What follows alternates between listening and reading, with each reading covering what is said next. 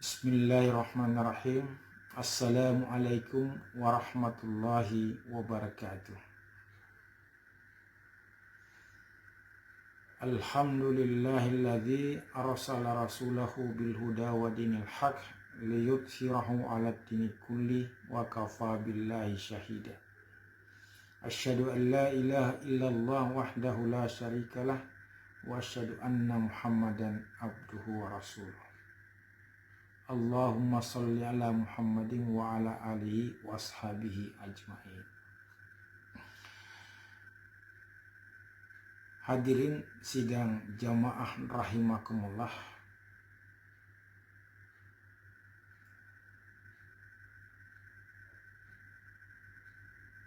Di dalam Al-Quran Allah berfirman, fastabiqul khairat.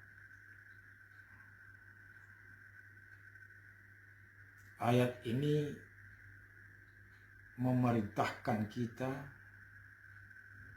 untuk berlomba-lomba melakukan kebajikan di dalam kehidupan.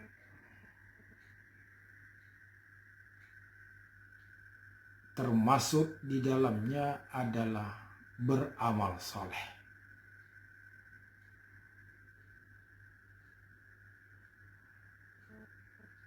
Beramal soleh di dalam surah Al-Asr dikemukakan sebagai salah satu yang dijamin oleh Allah tidak akan merugi dalam kehidupan dunia dan akhirat. Dan di dalam surah At-Tin pun dikemukakan salah satu orang yang akan mendapatkan rahmat pahala yang berkesinambungan sampai pada hari kemudian adalah orang-orang yang beramal soleh. Illalladzina amanu wa amilus solihah dalam surah Al-Asr, dan di dalam surah At-Tin illalladzina amanu wa amilus solihah falahum ajrum ghairu mamnun. Ini menunjukkan betapa besar dan pentingnya amal soleh ini kita lakukan di dalam kehidupan kita sehari-hari.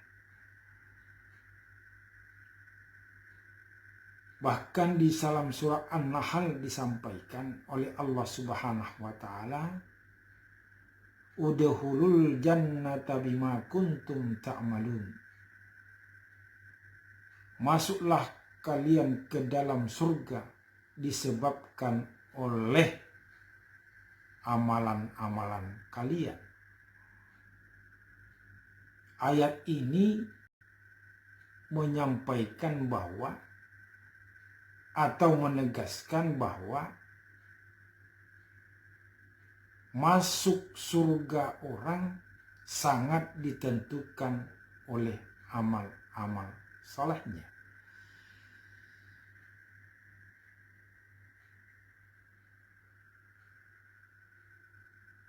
Dan ini menunjukkan bahwa amal soleh itu adalah salah satu perbekalan menuju kehidupan akhirat yang sangat penting.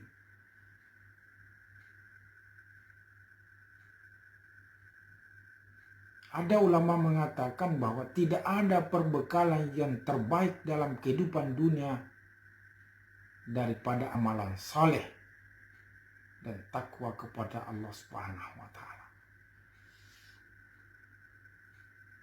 Oleh karena itu hadirin sidang jamaah, marilah kita senantiasa beramal saleh sekuat kemampuan kita. Marilah kita berkompetisi memperbanyak amal-amal saleh kita. Alhamdulillah wa syukurlah kalau kita sudah mampu melaksanakan itu semua.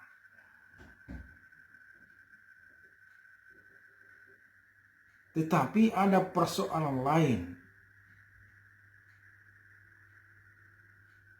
yang perlu kita pikirkan secara saksama dan mendalam.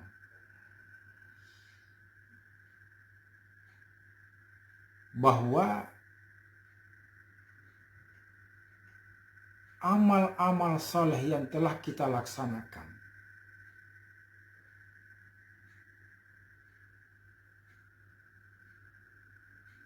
bisa terhapus,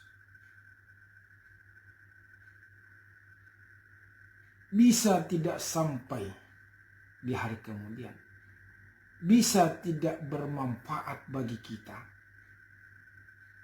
apabila kita tidak memperhatikan hal-hal yang membatalkan dan membinasakan pahala-pahala amal saleh kita.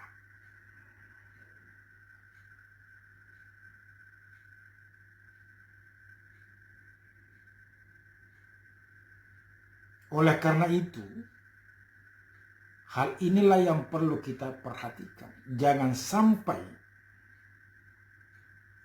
kita beramal soleh, memperbanyak amal jariah kita, meningkatkan ibadah kita, baik ibadah mahdoh maupun ibadah sosial kita. Tetapi di hadapan Allah semua itu tidak ada yang dihitung. Karena apa? Di samping kita beramal saleh, ternyata kita banyak juga melakukan perbuatan-perbuatan yang menyebabkan amal saleh kita binasa, yang menyebabkan amal saleh kita batal di hadapan Allah Subhanahu wa taala. Gugur pahala-pahala amal saleh kita di hadapan Allah. Oleh karena itu Rasulullah sallallahu alaihi wasallam menyampaikan ada 3 faktor atau ada 3 hal yang bisa menyebabkan gugurnya pahala amal-amal soleh kita.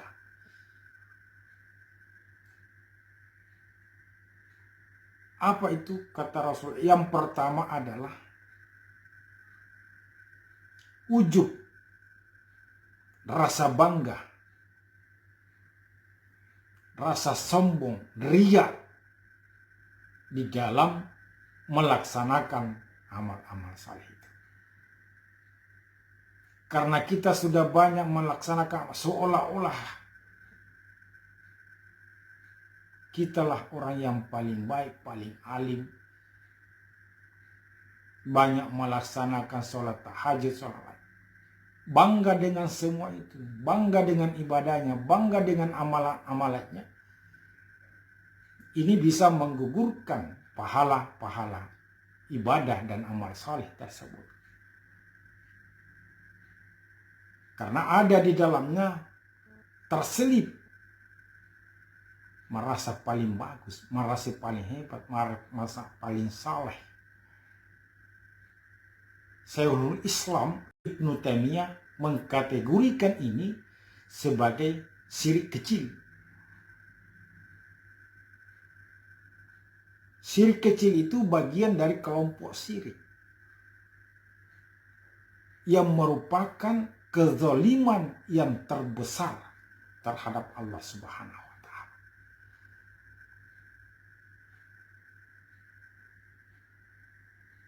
Oleh karena itu hadirin sidang jamaah, hindarilah perasaan bangga di dalam berbuat dan bertindak. Merasa baik sendiri, merasa paling bagus, merasa paling saleh, merasa paling benar, merasa paling banyak berbuat baik. Semuanya akan sia-sia di hadapan Allah.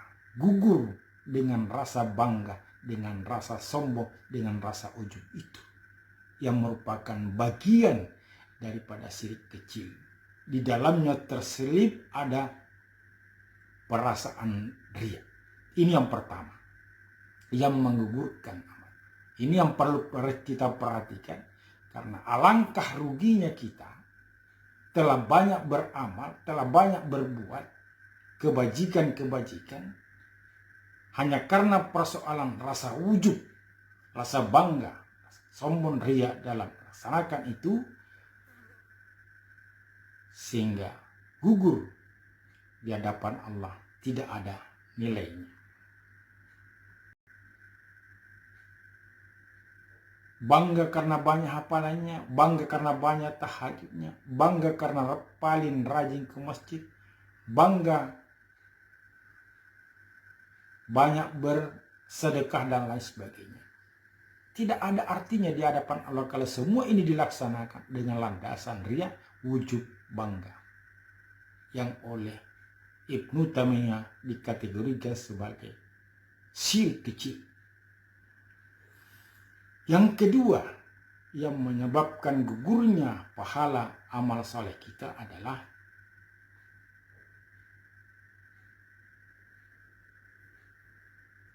tidak merasa takut dalam pengawasan Allah, lebih takut pada pengawasan manusia. Lebih takut tidak melaksanakan perbuatan-perbuatan salah di hadapan manusia ketimbang di hadapan Allah Subhanahu wa Ta'ala. Berani melakukan kejahatan, pelarangan yang diharamkan oleh Allah Subhanahu wa Ta'ala di hadapan Allah Subhanahu wa Ta'ala, ketimbang di hadapan manusia. Berani tidak melaksanakan sholat dan tidak merasa bersalah melakukan itu semua. Berani tidak berpuasa dan tidak merasa bersalah tidak berpuasa. Orang kaya berani tidak melakukan zakat, mengeluarkan zakat di hadapan Allah Subhanahu wa Ta'ala. Karena Allah itu maha melihat, maha mengetahui. Dimanapun kita berada dalam situasi apapun, pasti Allah melihat kita. Tapi kita terkadang karena kita dalam kesendirian, tanpa dilihat oleh umat manusia, tanpa dilihat oleh orang,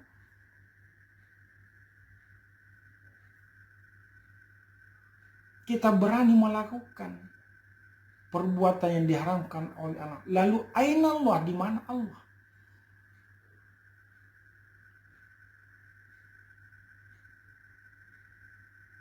Dia lebih takut diawasi oleh manusia, lebih takut diawasi oleh istrinya, diawasi oleh makhluk-makhluk Allah ketimbang Allah Subhanahu wa Ta'ala.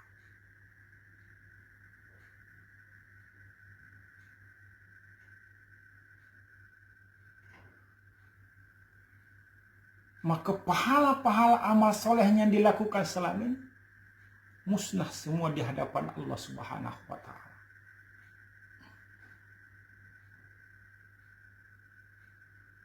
Dalam sebuah kisah disampaikan bahwa dalam hadis Abu Daud,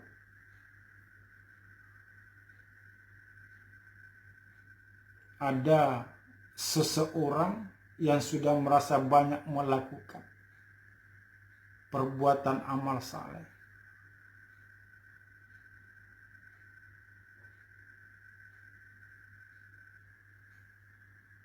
tetapi dia berani melakukan pelanggaran, berani melakukan yang dilarang oleh Allah di dalam kesendirian.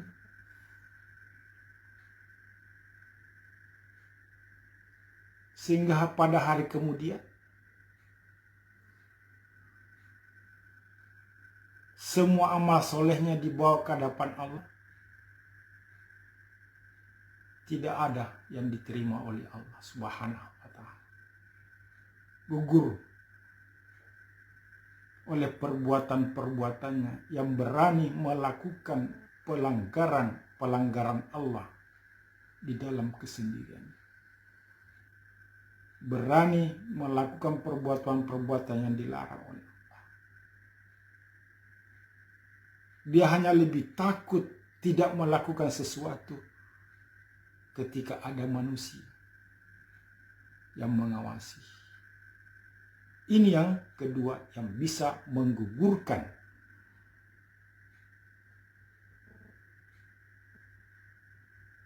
pahala amal-amal saleh kita. Yang ketiga yang bisa menggugurkan amal saleh kita adalah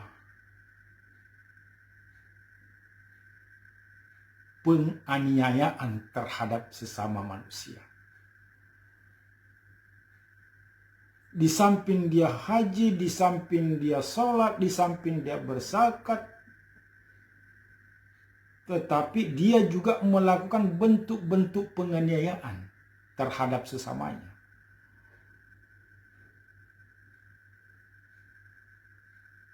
Menyakiti orang, mengalirkan darah orang, menipu orang, dan lain sebagainya. Dan inilah yang dikatakan oleh Rasulullah, orang-orang yang akan bangkrut pada hari kemudian. Semua pahala sholatnya, pahala hajinya, pahala zakatnya, pahala ibadah-ibadah yang lainnya, tidak ada yang bisa dia nikmati, tidak ada yang bisa dia terima, karena di samping melakukan itu semua, dia juga melakukan perbuatan-perbuatan yang melanggar etika kehidupan sosial.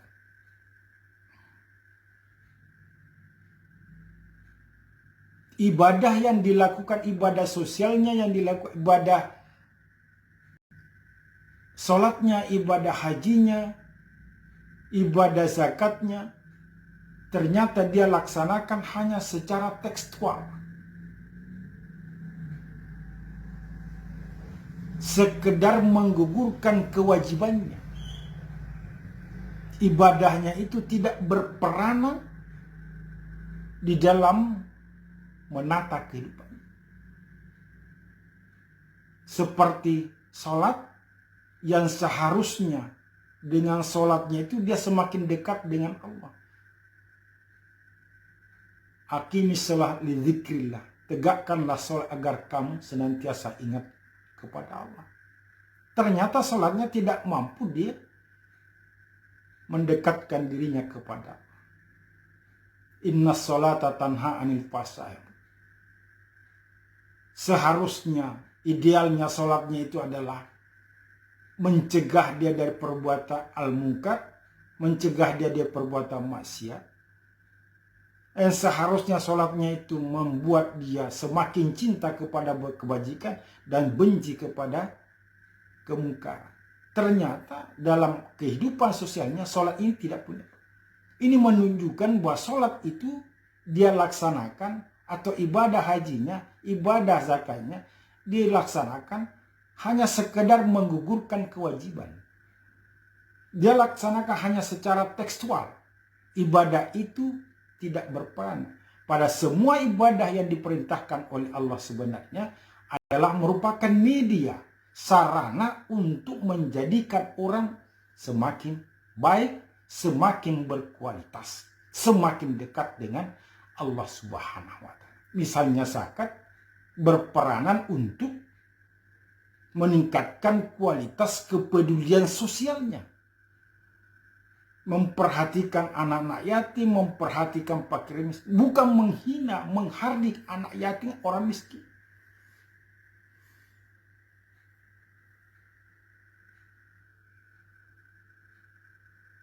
Inilah 3 hal yang perlu kita perhatikan dalam kehidupan kita untuk menjaga amal saleh yang telah lama kita laksanakan, yang kita telah pupuk sedemikian rupa.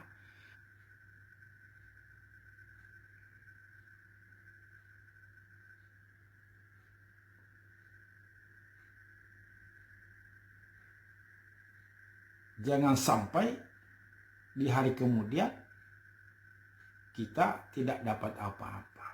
Maka 3 hal ini perlu diperhatikan dalam rangka menjaga amal-amal saleh kita, dalam rangka mengawal amal-amal saleh kita, sehingga sampai di hadapan Allah Subhanahu wa Ta'ala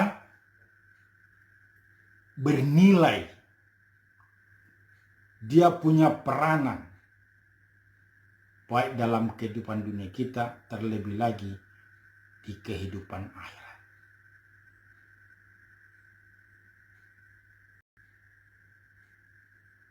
Pada hakikatnya ketiga hal ini adalah terjadi dalam kehidupan kita karena orientasi hidup kita dunia.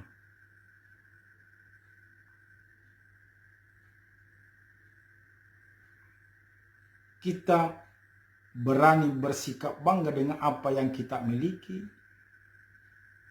Kita berani dan tidak merasa bersalah melakukan apa yang dilarang oleh Allah, mengabaikan perintah Allah. Dan kita berani menganiaya orang, menghardi orang, menipu orang, mendolimi orang. Kenapa? Karena pikiran kita hanya kepada dunia semata. Itulah yang disinggung oleh Allah dalam surah Hud ayat 15 dan 16. Di surah itu Allah menegaskan bahwa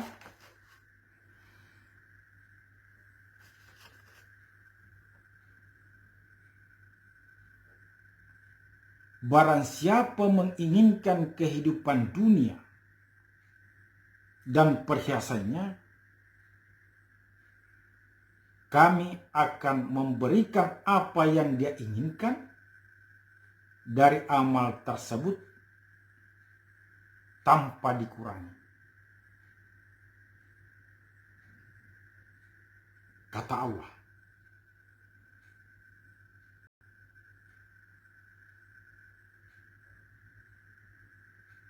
Tapi mereka itu nanti pada hari kiamat tidak mendapatkan apapun kecuali api neraka. Batal amal-amal mereka, sia-sia usaha mereka.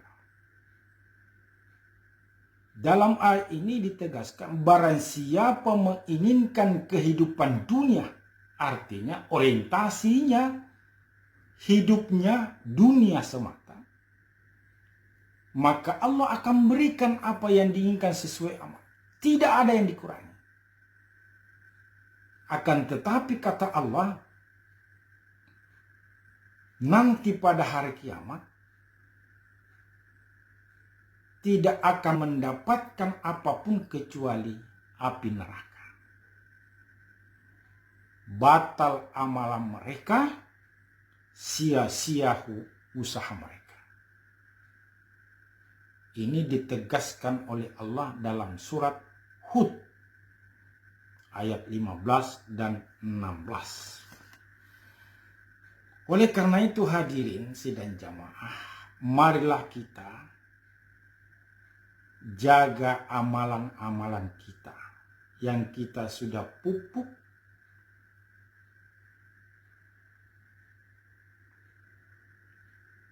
jaga amalan-amalan kita yang selama ini kita laksanakan,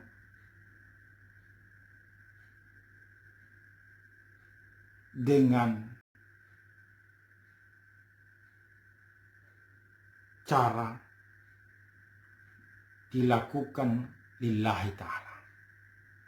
Dilakukan bukan karena orientasi kepada keduniaan. Mari kita jaga amal kita, kawal dari sikap ujub, dari perbuatan berani melakukan yang diharamkan oleh Allah di hadapan Allah. Innallaha sami'un basir. Allah maha mendengar lagi maha melihat. Yang ketiga, jaga perilaku kita dari perbuatan aniaya.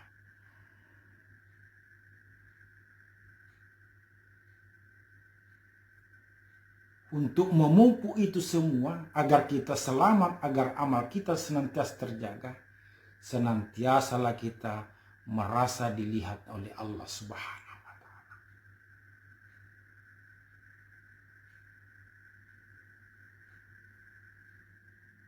Yakinlah kita bahwa Allah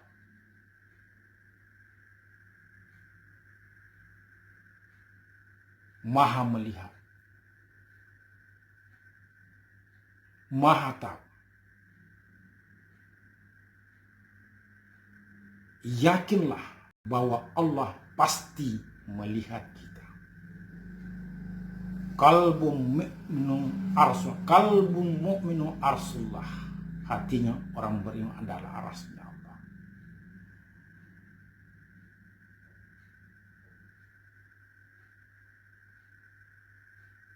Merasa dilihatlah oleh Allah Subhanahu wa Ta'ala dimanapun dan kapanpun kita berada.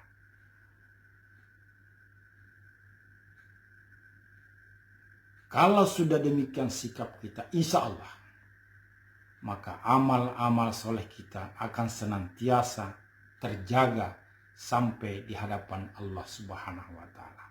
Alangkah ruginya kita yang sudah merasa memupuk banyak amal soleh, melakukan perbuatan-perbuatan baik, telah melaksanakan fastabiqul khairat, tetapi sia-sia di hadapan Allah akibat perbuatan-perbuatan yang seharusnya tidak layak kita lakukan. Maka kuncinya untuk itu semua dalam rangka menjaga amal saleh kita adalah senantiasalah merasa dilihat oleh Allah Subhanahu wa Ta'ala. Sehingga dalam situasi apapun, dimanapun kita berada, kalau selalu merasa dilihat Allah, pasti kita tidak akan berani melakukan apa yang dilarang oleh Allah, sekecil apapun itu. Kita tidak akan berani melakukan sebagai orang yang beriman kepada Allah. Demikianlah yang dapat kami sampaikan, mudah-mudahan ada manfaatnya. Wabillahi taufiq wal hidayah. Wassalamualaikum warahmatullahi wabarakatuh.